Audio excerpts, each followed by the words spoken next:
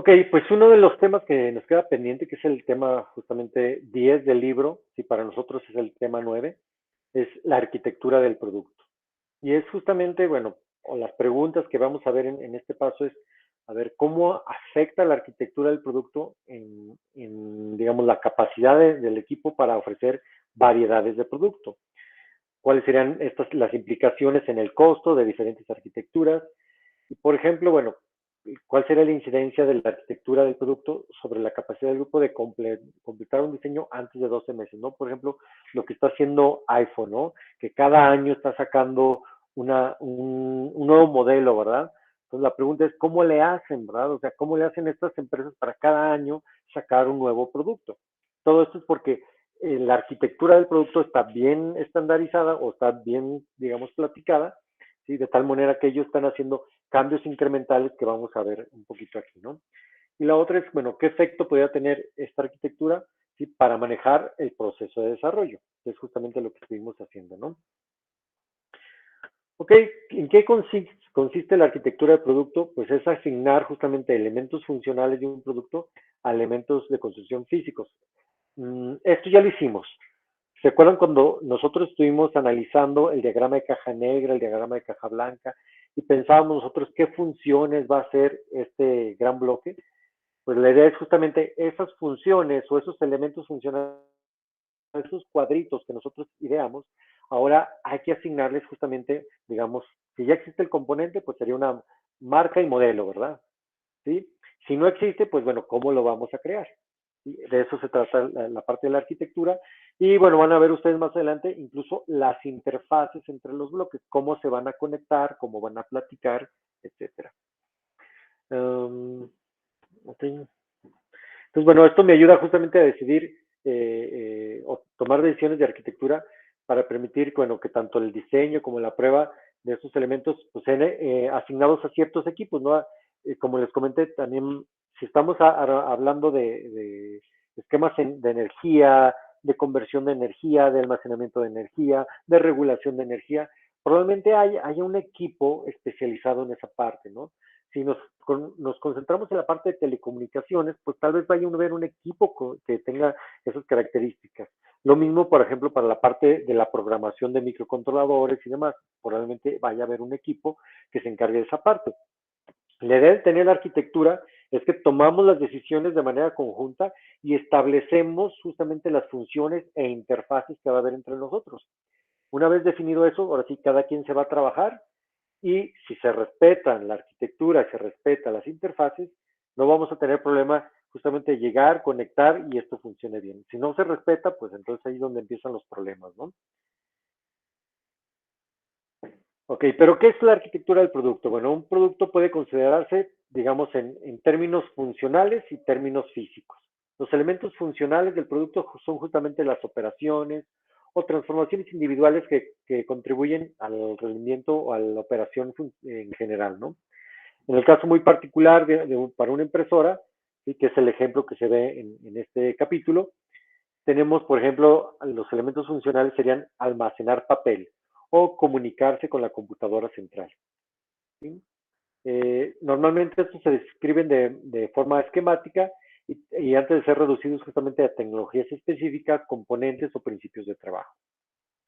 Los elementos físicos de un producto son ahora sí que las partes, los componentes, los subconjuntos que en última instancia ponen en práctica estas funciones, ¿verdad? Lo que les comentaba, ahora sí ya físicamente cómo esa idea de esa función, cómo físicamente se lleva a cabo. Esa sería la parte física o el elemento físico. Y bueno, como ya lo hemos visto, conforme nosotros avanzamos en nuestro diseño, cada vez nos queda más claro, ¿sí? Cómo los elementos funcionales van a caer en un elemento físico, ¿sí? Se digan lo que yo les decía, a ver, ahorita no nos preocupemos por el cómo, ¿verdad? Digo, es interesante tenerlo en la cabeza, pero no hay que tomar la decisión todavía, ¿no? Hay que pensar más en el qué se tiene que hacer y ya después veremos el cómo. Aquí, cuando ya se está armando la arquitectura, aquí ya se definen los cómo, ¿verdad? ¿Sí? Es decir, esto que yo quiero hacer, ¿cómo lo voy a hacer? Les digo otra vez, si ya sé que va a ser con un foco, bueno, ¿de qué tipo el foco? ¿Cómo va a ser el tipo de socket? ¿Sí? ¿De cuánto voltaje? cuántos watts va a estar utilizando, etcétera, etcétera, etcétera. Y aquí, bueno, por ejemplo, se habla de la DeskJet de HP, ¿sí? Que comprende un dispositivo térmico de entrega de tinta activado por un cartucho de impresión. Entonces, este elemento físico está totalmente unido al concepto del producto. De hecho, la parte del DeskJet es justamente esa parte, ¿no? De inyección, o de jet es justamente de inyección, ¿verdad? Uh, bueno, los elementos físicos de un producto están organizados normalmente en varios elementos físicos que se conocen como bloques o subsistemas, ¿sí? Cada bloque, bueno, si ustedes leen el texto, en lugar de utilizar la palabra bloque, utiliza la palabra trozo, ¿sí? Pero creo que la traducción de trozo como que luego, bueno, aquí en México se presta para muchas cosas, menos para entenderlo bien. Entonces, por eso yo decidí utilizar la palabra bloque, que es más o va más de acuerdo con las arquitecturas o como yo he utilizado la parte de las arquitecturas a lo largo de los proyectos, ¿no? Okay. Y una de las cuestiones, bueno, justamente la arquitectura, les digo, si yo tendría que definir qué es la arquitectura de un producto, es justamente qué elementos funcionales existen en mi arquitectura, ¿sí? Funcionales que luego se van a pasar a bloques físicos, y lo más importante, cómo interactúan estos bloques físicos o estos bloques funcionales, ¿sí? Es decir, la arquitectura es la descripción de qué subbloques o subsistemas o bloques existen en mi producto y cómo interactúan entre ellos. Entonces, si ustedes están hablando de una arquitectura de redes, ¿qué elementos tiene esa red y cómo interactúan entre ellos?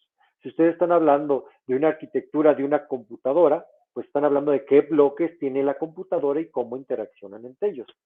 Si estamos hablando de la arquitectura de un auto, pues tienen que ver qué subsistemas tiene el auto y cómo interaccionan entre ellos. Si estamos hablando de la arquitectura de un satélite, un pico satélite, qué subsistemas tiene el pico satélite y cómo interaccionan entre ellos.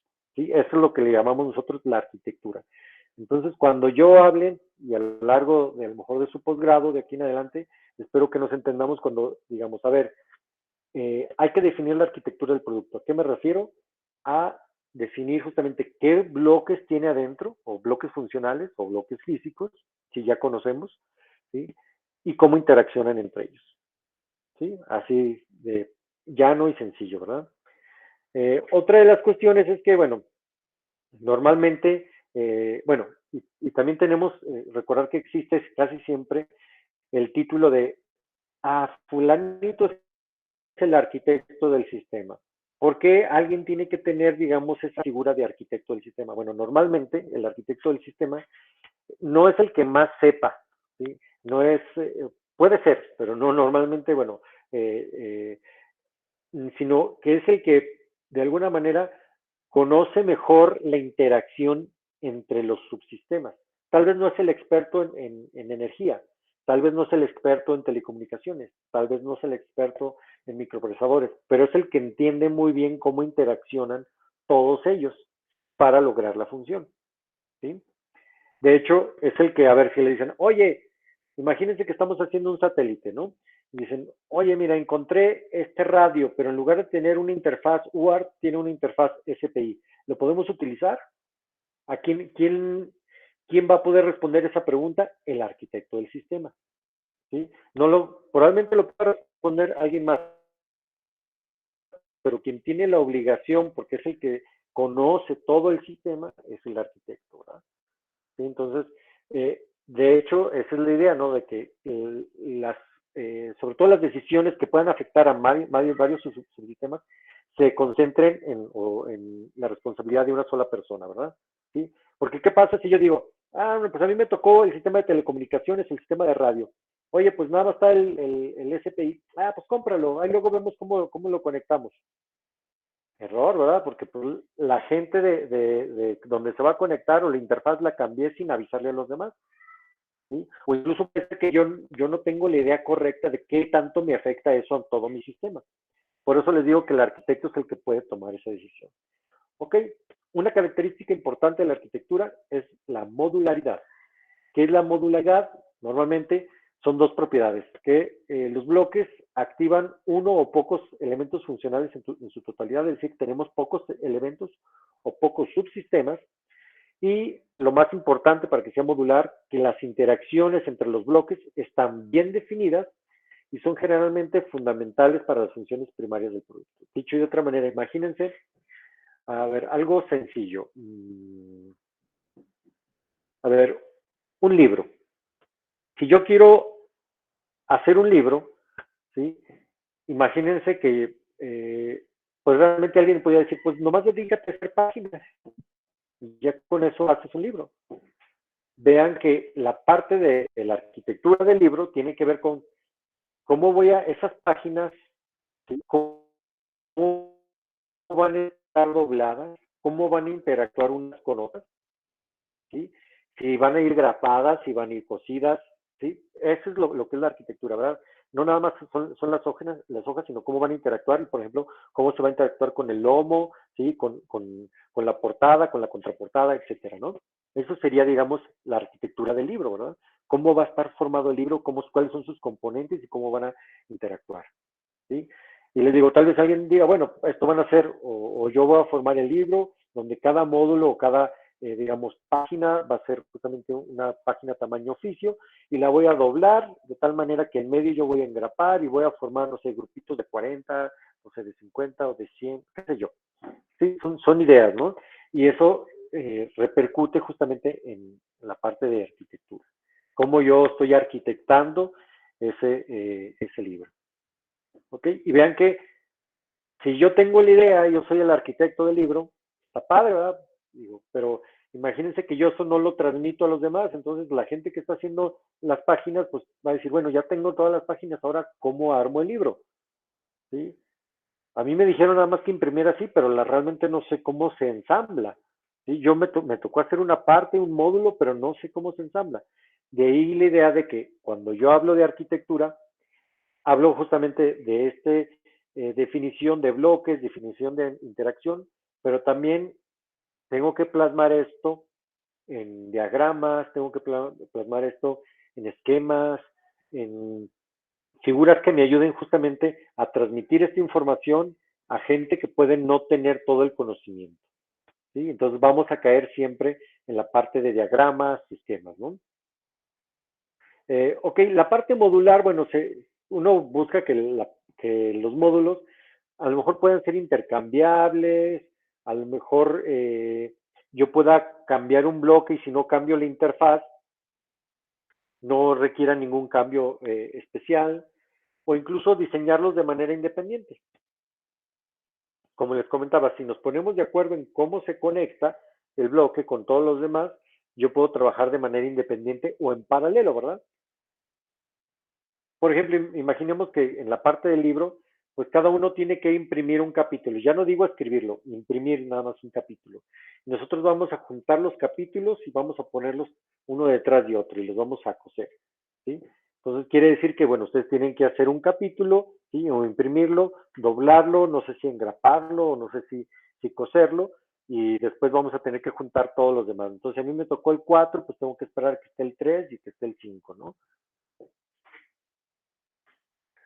Pero a final de cuentas, pues yo puedo empezar, no importa si ya estuvo el 3 antes o no está, ¿verdad? Yo puedo terminar eh, mi capítulo. Lo opuesto a una arquitectura modular, tenemos la arquitectura integral. En esta clase, los elementos funcionales del producto se activan usando más de un bloque. Un solo bloque acciona o trabaja con muchos elementos funcionales. Las interacciones entre bloques están mal definidas, ¿sí? Y pueden ser incidentales respecto a las funciones primarias de los productos. Dan de cuenta que no hay una interfaz común entre todos ellos. Para cada cosa se utiliza una interfaz diferente y si tú le mueves aquí, se mueve todo, ¿no? Normalmente así es como uno se enseña a programar, ¿no? ¿Sí? Dice, uno empieza a programar aquí, le mueves tantito y ya no funcionó, ¿no? Entonces tienes que revisar todo el código, le arreglas un bug y ya desarreglaste allá, ¿verdad? Todo esto normalmente se refiere a que no estamos trabajando con una arquitectura. Obvio que la contraparte de esto, en la parte de software, pues es una arquitectura de software. pero también hay una arquitectura de hardware o arquitecturas de sistema. ¿Sí? Normalmente aquí nos estamos refiriendo a arquitecturas de sistema, o sea, lo más global que puede ser hardware, software, cosas tangibles, cosas intangibles y demás. Uh-huh. Okay. Tipos de modularidad. Tenemos por lo menos tres tipos de modularidad, que son los que se mencionan aquí en el libro, que es la modularidad de ranura, la de bus y la seccional. ¿Sí? Vamos a ver justamente las diferencias entre ellos, ¿no? Normalmente la modular de ranura, si se fijan, tenemos un elemento, ¿sí? Digamos, con el cual casi todo se tiene que estar conectando, y cada, digamos, elemento, por ejemplo, aquí tengo, si ustedes alcanzan a ver, 4 bloques, ¿no? El triángulo, bueno, el triángulo con su interfaz triangular, el cuadrado con su interfaz cuadrada, el, como, ¿qué les diré? Como media elipse con su interfaz, y este como trapecio, que es donde entran esas interfaces, ¿no? Eh, Aquí lo interesante es que cada bloque es diferente, tiene una función muy especial y tiene una interacción, si se fijan, con el bloque central diferente, ¿sí? Lo cual, pues, es un poquito complicado de alguna manera eh, intercambiar, ¿no? Y cambiar un bloque de este por otro bloque o cambiar, por ejemplo, intercambiar estos bloques, ¿no? Por ejemplo, dice aquí, la radio de un automóvil es un ejemplo de un bloque en una arquitectura modular de ranura. Dice, la radio ejecuta exactamente una función, pero su interfase es diferente de cualquiera de los otros componentes del vehículo. Es decir, la interfase del radio no es la misma de la interfase, por ejemplo, de los velocímetros o de las llantas, por así decirlo, o de los controles de las ventanas, ¿sí? Es a lo que justamente decimos que cada uno tiene su ranura, ¿no? En cambio, todo lo contrario, y aquí otra vez voy a tomar el ejemplo del automóvil, aunque un poquito diferente, es cuando tenemos un bus, es decir, se digan, tengo una arquitectura donde todos los elementos tienen la misma interfaz, de tal manera que yo puedo conectar, intercambiar de lugar, ¿sí? Los componentes y siguen operando de la misma manera, ¿sí? Y bueno, su nombre lo dice. Normalmente este arquitectura lleva lo que, y se dice ahí, tenemos un bus de interconexión o existe un bus. Por ejemplo, en las computadoras es el ejemplo que estoy aquí, pues el bus ISA, el bus PCI, el PCI Express, el bus AGP, cualquier bus. O por ejemplo, para la gente que ya conoce, pues el bus AXI o el bus, ¿me están tocando? Bueno, quién sabe. Ok, para el caso muy particular de los autos, tenemos el bus o el CAN bus, que es justamente un protocolo de comunicación muy utilizado justamente en la industria automotriz o para interconectar sobre todo sensores, ¿sí? con computadoras, ¿no? Finalmente tenemos la arquitectura modular seccional. ¿Sí? En esta arquitectura modular seccional todas las interfaces son del mismo tipo. Vean que todos tienen justamente esta parte de aquí, digamos, vertical. No hay un solo elemento el cual se unan todos los bloques. ¿Sí? Eh, en conjunto se construye al conectar unos bloques con otro, mientras tengan la misma interfase. Y por ejemplo, estos son, digamos, los sistemas de tubería, ¿no? Pues yo tengo tramos largos, tengo codos, y a lo mejor tengo tubos, digamos, en curva, ¿sí? Doblados a diferentes ángulos, y todos tienen justamente la misma sección, de tal manera que yo puedo justamente simplemente pegar uno detrás de otro y voy construyendo lo que vaya necesitando, ¿no? Lo mismo, por ejemplo, para la parte de redes, cuando quiero hacer la parte de las escalerillas, ¿sí? O la ductería que podría yo armar para esconder mis cables, ¿no? Eh, bueno. Normalmente dice que las arquitecturas de ranura son las más comunes, porque efectivamente, pues casi cada bloque requiere una interfaz diferente, y ahí metemos las interacciones únicas que se necesitan para ese bloque. Las arquitecturas modulares de bus y las modulares seccionales Normalmente son útiles cuando un producto, digamos, va a variar en alguna configuración o quiero sacar diferentes versiones del producto, nada más intercambiando a lo mejor una parte. Por ejemplo, este tipo de arquitecturas, no sé si ustedes estén familiarizados, por ejemplo, con el, digamos, el mentado Jetta y lo que dicen que tenía una plataforma que era la misma de Audi, de tal manera que, bueno, teníamos, digamos, en una misma plataforma podíamos montar ya sea un Jetta o un Audi, ¿verdad? Lástima que siempre nos tocaba el Jetta, pero bueno, la idea era justamente eso, o sea, hacías todo un producto o un subproducto, un subcomponente que te pueda servir para diferentes productos, ¿sí? Eso justamente te ahorra a lo mejor diseño o gastos de diseño, costos de fabricación, qué sé yo, ¿sí? Y bueno, también, por ejemplo, cuando todos los bloques utilizan el mismo tipo de energía, o la misma conexión de fluido, o el mismo intercambio de señales, qué sé yo. ¿Cuándo se define la arquitectura del producto? Bueno, normalmente esta arquitectura surge durante el desarrollo del concepto. Recordar que nosotros ya tenemos una arquitectura o cuando aclaramos el problema generamos una arquitectura que incluso dijimos que iba a estar cambiando. Pero ahí de entrada ya tenemos, digamos, una protoarquitectura o una arquitectura muy básica, ¿no? ¿Sí? Y bueno, normalmente esto ocurre de manera informal, ¿sí? Cuando generamos bosquejos, cuando hacemos diagramas funcionales o cuando generamos los primeros prototipos, ¿sí?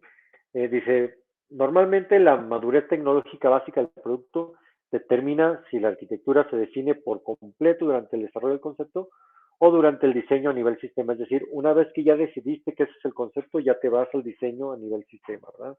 Normalmente aquí con nosotros va a ser una vez que ya decidimos, ya seleccionamos el concepto, es cuando vamos a hacer este diseño a nivel sistema. Ok, ¿por qué? Bueno, dice, principalmente por las tecnologías básicas y los principios de trabajo que se definen de antemano, ¿sí?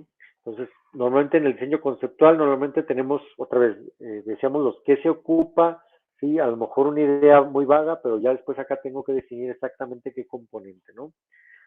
Y normalmente a medida que madura la idea de un producto, la categoría del producto, ¿sí? También incluso empieza a decir, ok, ¿dónde voy a comprar este componente? ¿Cuánto se tarda en llegar? ¿Sí? ¿Existen varios distribuidores o solamente existe uno, verdad? Etcétera. Y bueno, esto incluso pues lo tienen que ver, o pues son partes de las cuestiones que también quería platicar cuando estamos hablando de los costos del producto o el modelo de costos, ¿no? ¿Qué implicaciones tiene todo esto? Bueno, sobre todo las implicaciones de la arquitectura vienen cuando le quiero hacer modificaciones al producto. Si el producto está funcionando bien, pues no importa cómo esté la arquitectura, ¿sí? No le voy a mover nada, ya está diseñado, perfecto. El problema es cuando tengo que cambiar el producto o tengo que generar una variedad de producto o tengo que estandarizar componentes o tengo que mejorar el rendimiento del producto o tengo que hacer más fácil su manufactura o quiero administrar mejor el desarrollo del producto, ¿verdad? Entonces, la arquitectura del producto, por lo tanto, está muy relacionada con las estrategias de mercadotecnia, capacidad de manufactura y la gestión del desarrollo del producto. En el cambio del producto, normalmente, bueno, tenemos que los elementos son los elementos físicos de construcción, pero la arquitectura del producto define la forma en que estos bloques se van a relacionar con la función del producto. La arquitectura, por lo tanto, define la forma en que el producto puede cambiarse. Los bloques modulares permiten hacer cambios a pocos elementos funcionales aislados del producto sin afectar todo el diseño. Y lo que les comentaba, si la interfaz está bien definida y yo cambio el bloque pero mantengo la interfaz, no debe de haber cambios. O por lo menos no debe haber cambios en los demás bloques, pero en el cambio, en el bloque que quiero cambiar sí lo hago, ¿no? En cambio, en un bloque integral, si cambio yo algo, pues va a cambiar su interacción con todo el sistema, ¿no? Entonces, por eso es que se hace muy complejo hacer un cambio ahí, ¿no? Ok, ya lo comentamos, ¿no? Motivos para cambio de un producto, la actualización, ¿sí? A lo mejor imagínense que yo diseñé para un componente y resulta que ese componente el próximo año me lo descontinúan. Entonces tengo todavía un año para buscar un reemplazo de ese componente. Entonces tengo que actualizar. La otra, accesorios, ¿sí?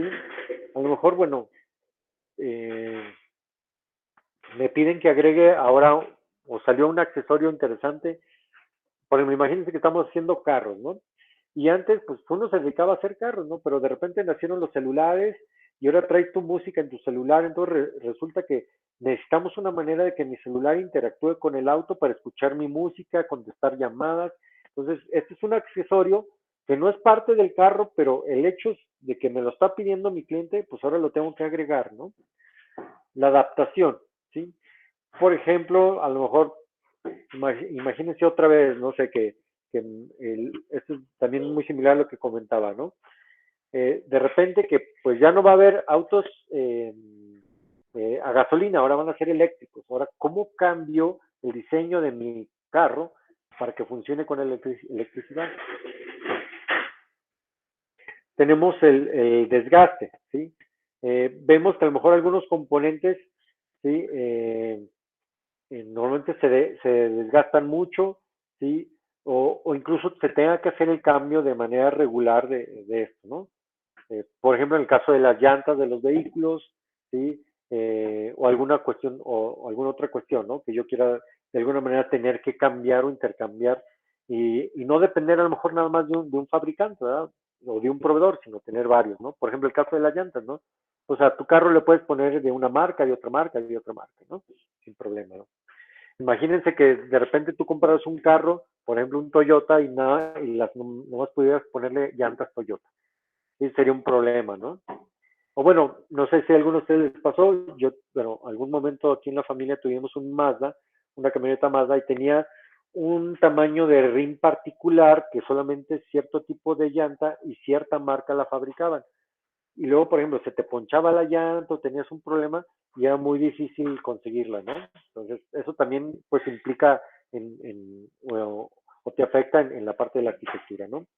Cuestiones de consumo, ¿verdad? Que queremos que nos duren más, ¿sí? Por ejemplo, que a lo mejor son cuestiones que se van a estar gastando como baterías, cartuchos de gas, ¿sí? Dice ahí que, bueno, rollos de película, cartuchos de impresión, cualquier cosa que yo tenga que estar cambiando, ¿no? La otra, flexibilidad de uso, ¿no? Algunos productos pueden ser configurados para que el usuario, digamos, tenga diferente o los utilice con capacidades diferentes.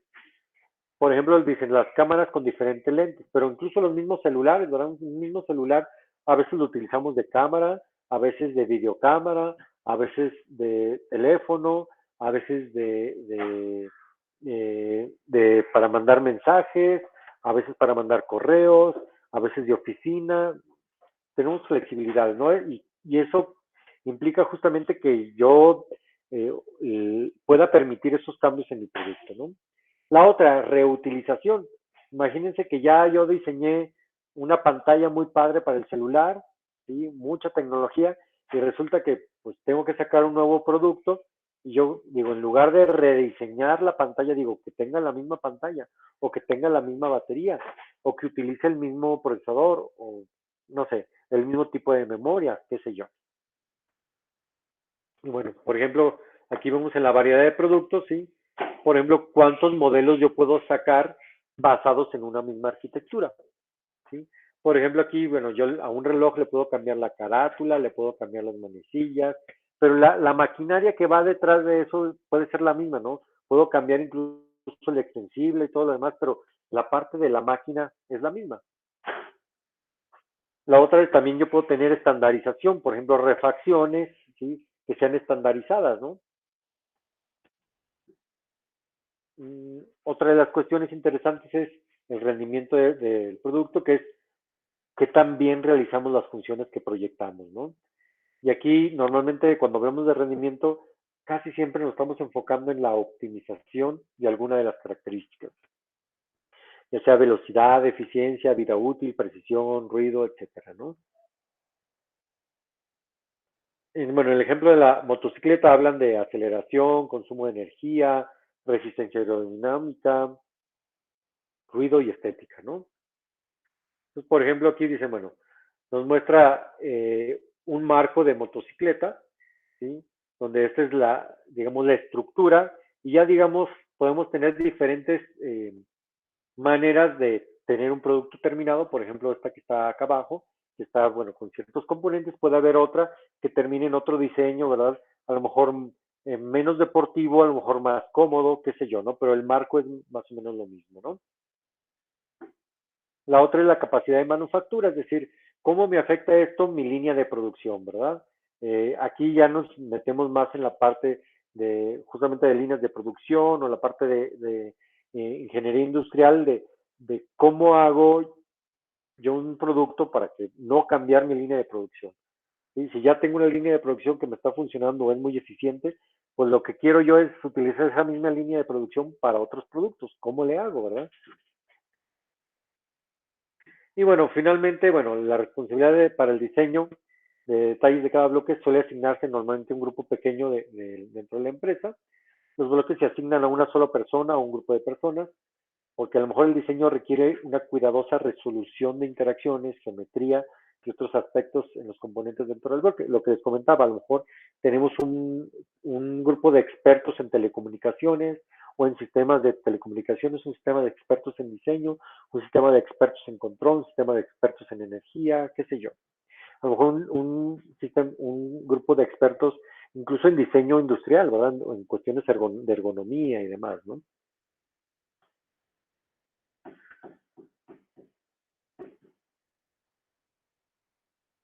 Que ¿Cómo se establece la arquitectura? Bueno, normalmente hay que empezar, y les digo, lo interesante es que estas cuestiones ya las vimos nosotros antes. Sí, tenemos la parte de crear un esquema del producto, ¿sí? Que es básicamente el diagrama de caja negra, el diagrama de caja blanca, agrupar los elementos del esquema, crear una disposición geométrica aproximada, que esta es la parte del bosquejo que les pedí a ustedes, y la otra es identificar las interacciones fundamentales e incidentales, que también se acuerdan, yo les pedí que tratáramos de explicar, aunque era a nivel producto, cómo interaccionaba el usuario con el sistema. Bien, ahora hay que repetir eso para cada bloque que está de manera interna, ¿verdad? Ok, si estamos haciendo tal acción, ¿cómo interacciona el bloque de energía con el bloque de comunicaciones o con el bloque de procesamiento, con el bloque de sensado, qué sé yo? ¿Sí? Y bueno, hay que poner un esquema. Y aquí vienen algunos ejemplos, ¿no? Por ejemplo, ver, cubrir impresoras, proveer soporte estructural, almacenar salida, ¿sí? Aquí ven, o se habla de un flujo de fuerza, un flujo de material y un flujo de señales y datos, ¿no? Digamos que estos son diferentes interfaces, ¿no? Luego viene la parte de esquema, ¿sí? Que es, por ejemplo, despegar el estatus es un elemento funcional necesario para la impresora. Dice, aunque el método particular de la pantalla todavía no se ha decidido, ¿sí? Estos elementos, perdón, han sido reducidos a conceptos o componentes físicos que suelen ser de importancia esencial para el concepto básico del producto que el equipo ha generado y seleccionado. Aquellos elementos que continúan sin ser especificados en términos físicos son por lo general funciones auxiliares del producto. Y es decir, hay cosas que todavía no me quedan muy definidas, pero ya tengo la idea de cómo lo voy a hacer, ¿no? El esquema debe reflejar la mejor idea del grupo acerca del estado del producto, pero no tiene que contener todos los detalles imaginables. Por ejemplo, detectar condición de papel agotado o blindar emisiones de radiofrecuencia. A lo mejor no tiene todavía el cómo, pero sí los que les comentaba yo, la parte de la función ya bien definida y bien acotada, ¿no? Estos y otros elementos funcionales más detallados se posponen para un paso posterior. Una buena regla práctica es buscar que haya menos de 30 elementos en el esquema. ¿Sí? O menos de 30 bloques, ¿verdad? Ahí interactuando, a fin de establecer la arquitectura del producto. Si tengo más de 30 ya se vuelve un poco manejable, ¿verdad? Si este es un sistema complejo que comprende cientos de elementos funcionales, entonces es útil omitir algunos de los menores y agrupar otros en funciones de nivel más alto para descomponerlos posteriormente. Digamos que, bueno, la gente que ha llevado diseño electrónico conmigo, ¿sí? Pues ya sabe que a mí me gusta empezar justamente de un esquema general e ir definiendo justamente estos detallitos cada vez que voy bajando de nivel. Es decir, primero yo defino el diagrama de caja negra, una caja que hace todo, después 3 o 4 cajas que hacen la parte principal y después dentro de esas cajas defino más detalle y después cada una de esas cajitas con más detalle así hasta que ya llego a definir exactamente lo que quiero, ¿verdad? Es decir, ya digo, aquí se ocupa un multiplexor, un demultiplexor, un codificador, cosas que yo ya sé cómo hacer, muy fácil y transparente, ¿no? Hasta ahí es donde yo lo dejo. En otros casos pueden ser cuestiones más como que, bueno, aquí se ocupa un microcontrolador, pues se pone, hay que definir nada más cuál microcontrolador y ya, ¿no? Vean, que algo que yo también les decía, que los esquemas normalmente no son únicos, tienen, pues se pueden generar varios esquemas que puedan tener mayor o menor detalle. Y a veces menor detalle me ayuda a entender mejor y ya con mayor detalle cuando ya quiero ver la interacción, sobre todo entre los bloques, ¿sí? Los bloques funcionales, sobre todo, ¿sí? El paso 2 es agrupar los elementos del esquema. ¿Se acuerdan cuando yo les dije, a ver, vamos a definir todas las funciones? Y luego les dije, a ver, estas funciones creo que las podemos agrupar, ¿no? Por ejemplo, todas las funciones de sensado, ¿no? O todas las funciones de regulación de energía, o todas las funciones de comunicación, etcétera, ¿verdad? O todas las funciones de procesamiento de datos, ¿sí? Ese es justamente cuando decimos agrupar los elementos del esquema, ¿verdad? Por ejemplo, aquí, ¿verdad?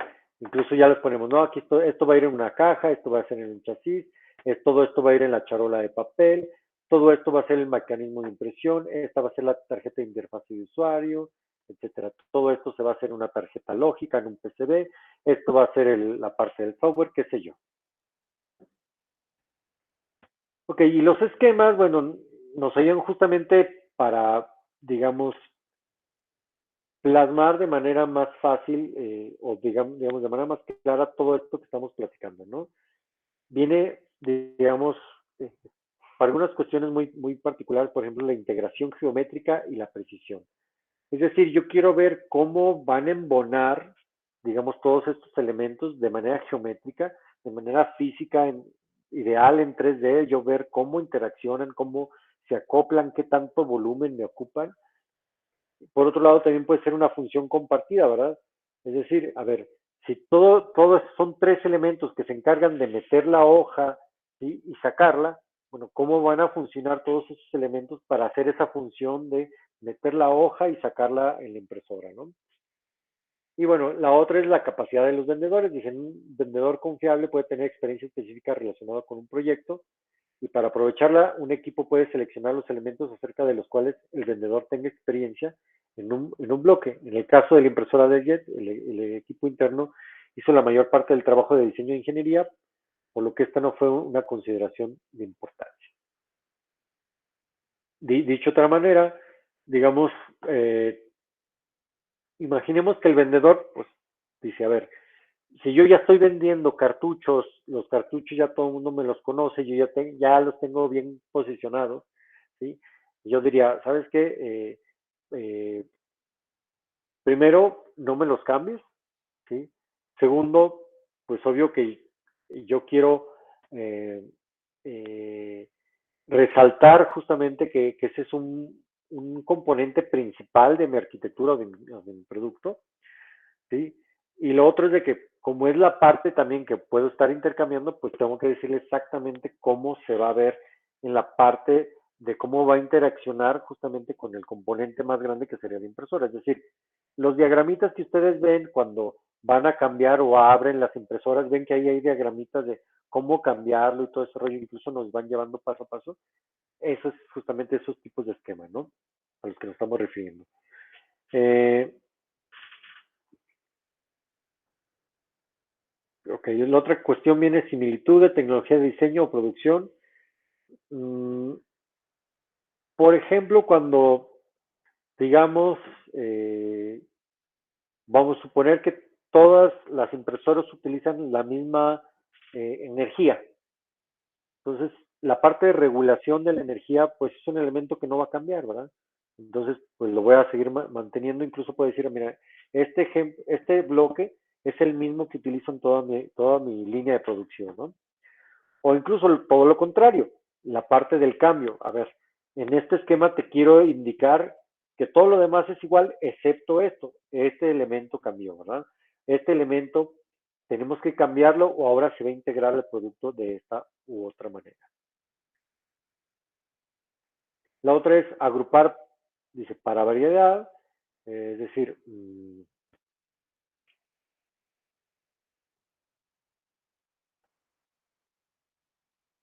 bueno, lo acabo de comentar, la parte de corriente eléctrica, ¿no? Imagínense que, bueno, a lo mejor es el mismo regulador, pero el enchufe es diferente.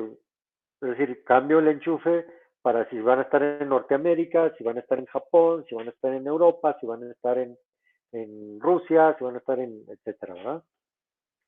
La otra es permitir estandarización, ¿verdad? Si se puede estandarizar, es decir, todo el mismo tamaño, de tal manera que yo me pueda eh, ahorrar, por ejemplo, el mismo tamaño de cartucho para diferentes impresoras, pues se hace, ¿no? O la portabilidad de las interfaces, es decir, si ya tengo una interfase bien conocida, bien utilizada, pues me adhiero a esa misma interfase. En lugar de generar una nueva, ¿sí? Preferible utilizar, dicen, más vale malo por conocido que bueno por conocer, ¿no? En las interfaces se aplica mucho. Y por eso es que ustedes han visto que luego, bueno, antes o durante mucho tiempo, pues la interfaz serial se mantenía, ¿no? Ya cuando salió el USB, ahora casi todo trae USB, ¿verdad? Y parece ser que el USB se va a estar manteniendo por un buen rato más todavía. Entonces, justamente lo que íbamos en el paso 3 es crear una disposición geométrica aproximada, lo que yo les decía, a ver, vamos a hacer dibujitos o bosquejos de cómo interactúan todos los bloques, ¿verdad? Dónde está la caja, en este caso dónde está el cartucho, dónde está el rodillo, etcétera, ¿no? Ustedes ya lo hicieron, ¿verdad? En la parte, cuando describieron cómo se integraba todo esto en la colmena, en el alza, etcétera, pues era parte de lo mismo.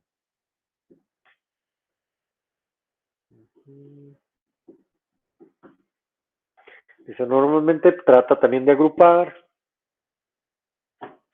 identificar interacciones fundamentales e incidentales, ¿sí?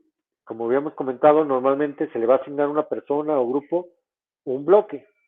Entonces, debido a que los bloques interactúan con otros en formas, pueden ser planeadas y en otras no planeadas. Y por ejemplo, imagínense que a lo mejor yo quiero mover el rodillo y pues lo hago, a mí me toca hacer el movimiento de rodillo, pues yo hago el movimiento de rodillo. Pues resulta que gracias a la frecuencia que escogí y todo ese rollo, pues resulta que el movimiento hace que se mueva otra parte de la impresora que no quería que se moviera. ¿Por qué? Porque a lo mejor la frecuencia hace es una frecuencia de resonancia del sistema y hace que se empiece a vibrar muy feo y suena muy tremendo. Entonces, esa, eh, digamos, eh, elemento que yo mm, definí de mi diseño no estaba planeado que iba a interactuar con alguna otra parte, con algún otro bloque. Sin embargo, debido a la parte mecánica está interactuando. Entonces, a veces, digo, es planeado, yo quiero que interactúe y a veces no es planeado, ¿verdad? Normalmente lo que no es fortuito, no es planeado, es lo que queremos evitar, ¿verdad? Ok, tenemos dos tipos de interacciones, normalmente las fundamentales, que es lo que comentábamos, lo que queremos nosotros que suceda, y las incidentales, que resultan debido a la activación física, ¿sí? Debido al arreglo geométrico, lo que comentaba, ¿no? Vibraciones inducidas, ¿sí? O pequeñas variaciones o movimientos que pueda haber en el papel, qué sé yo. Mm, Normalmente se genera un bloque de interacción, que es el diagrama de interacción, o también para sistemas grandes tenemos una matriz de interacción. Y el, yo recomiendo trabajar, bueno, normalmente tenemos disposiciones para bloques pequeños y trabajar en la parte de un diagrama es más claro, ¿no? La parte de las matrices, luego, aunque lo vemos así, renglón, columna, visualmente no nos captamos tanto que como un diagrama, ¿no? Ok. La arquitectura del sistema es justamente una vez que ya identificamos todas estas interacciones,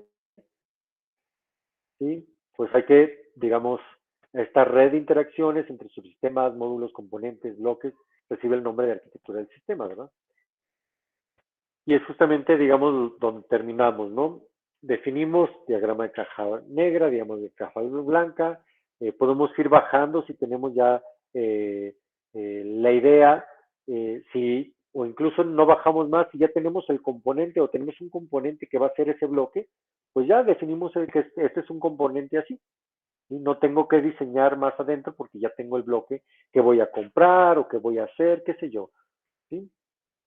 Y digamos que ahí terminaría la arquitectura definiendo las funciones, interacciones. Si lo vamos a comprar, pues incluso anexamos en un apéndice la hoja de datos de ese componente, ¿no? Que compré o que voy a utilizar yo. Por otro caso, puedo tener lo que le llamamos la diferenciación postergada. ¿A qué le llamamos diferenciación postergada? Justamente cuando eh, algunos componentes todavía no sabemos, ¿sí? eh, cómo o cuál componente final voy a tener. Por ejemplo, ya lo comenté, la parte de la energía, ¿no? No sé si esta impresora la van a vender en Estados Unidos, la van a vender en Europa, la van a vender en Asia, no sé. Entonces, no sé qué tipo de conector.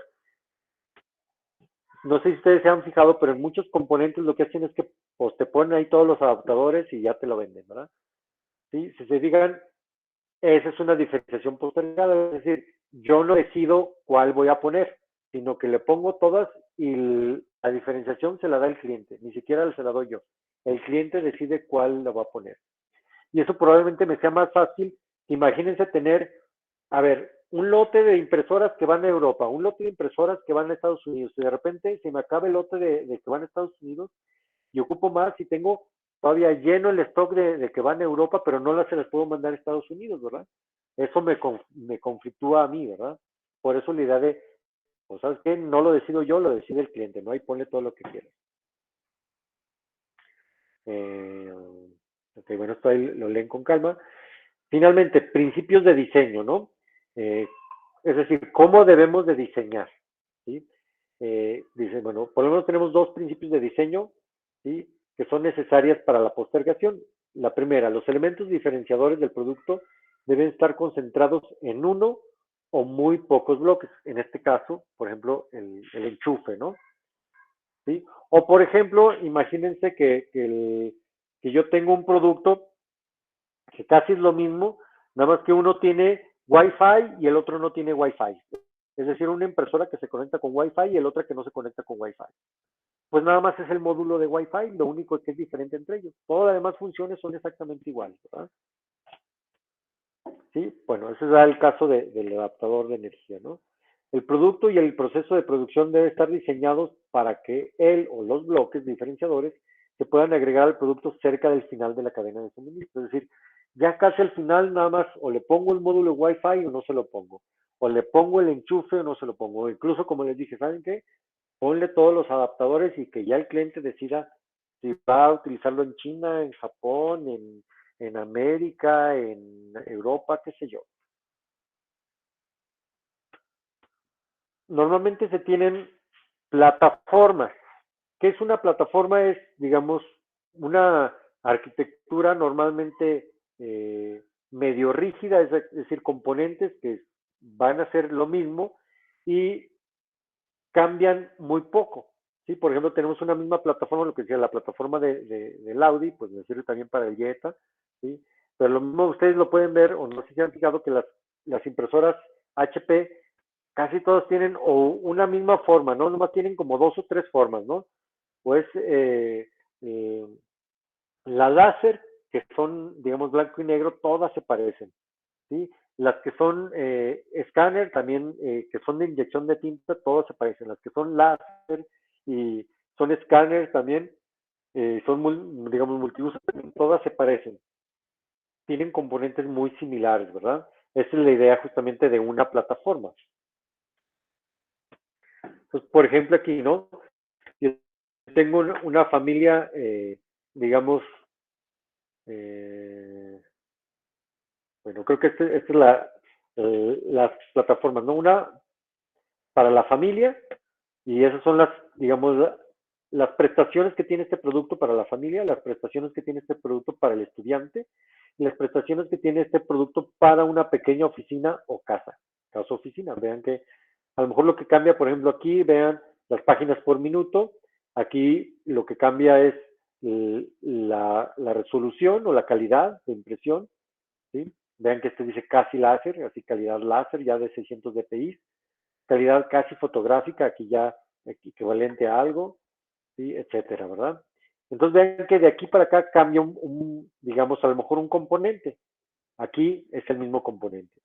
De aquí a acá cambia un componente, de aquí es el mismo componente. De aquí a acá cambia un componente, de aquí a acá cambia otro componente. De aquí, vean que siempre cambian todos los componentes, es la misma, ¿sí?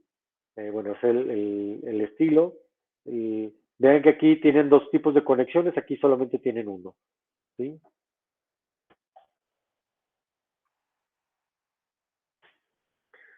Uh -huh. Ok, tenemos que tener compromisos entre diferenciar o mantenernos iguales. Hay algunas directrices, dice, las direcciones de planeación de la plataforma deben ser informadas por estimaciones cuantitativas, tanto de costos como implicaciones de ingreso, ¿no?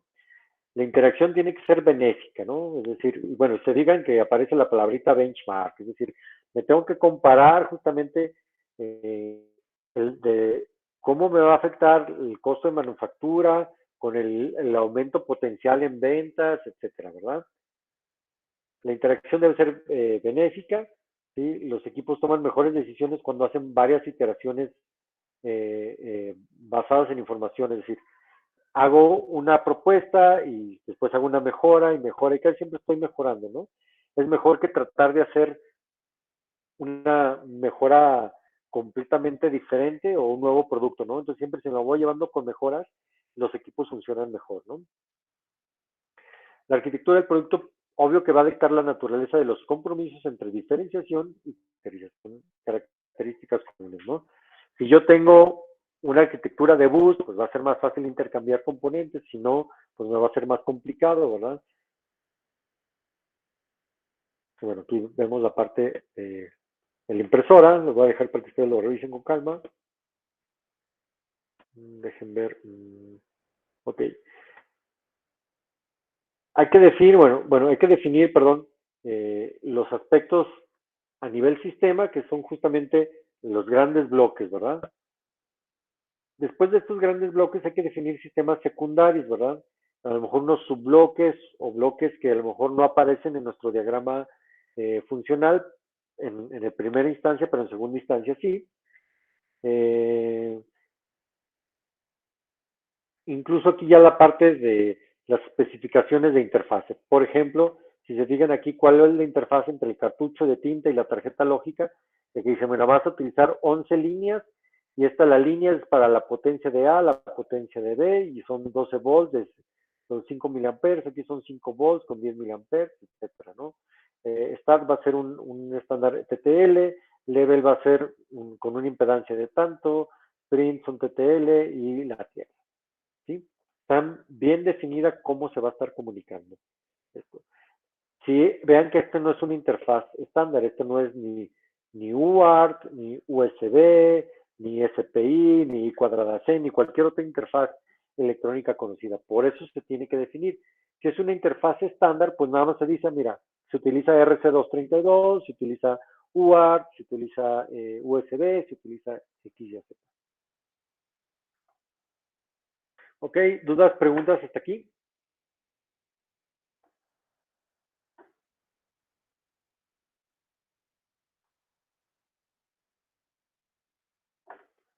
¿Todo bien? Todo bien, Doc. Todo bien, Doc. Okay. Entonces, resumiendo, esta es la idea de alguna manera que ustedes se den o tengan algunas directrices para cómo hacer su arquitectura, ¿no? Me queda claro que ustedes ya tienen un bosquejo, pero a lo mejor esto puede ayudar a que puedan tomar mejores decisiones sobre, por ejemplo, si van a utilizar una plataforma de cómputo como Raspberry o van a utilizar Arduino o cualquier otra plataforma de cómputo, pues vean qué se refiere con mantener esa plataforma y bueno, la plataforma normalmente me ayuda justamente a dejar cosas fijas, pero también me limita en la flexibilidad, ¿no? Pero bueno, parte del show. Ok. Bien, pasando a otro orden de ideas, y voy a detener la grabación.